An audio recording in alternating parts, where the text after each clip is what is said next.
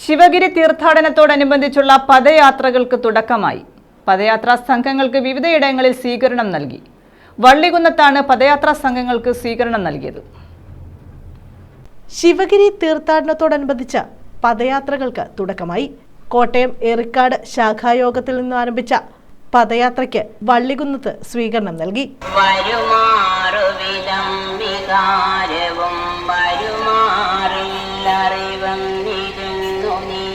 85 പേരടങ്ങുന്ന സംഘമാണ് പദയാത്രയിലുള്ളത്.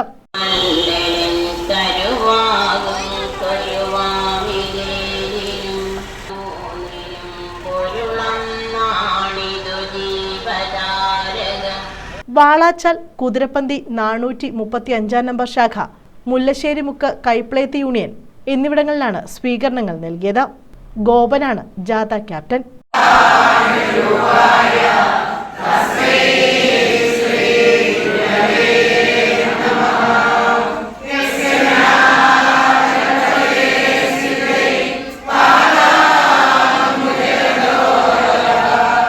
News bureau, Vallikunnam.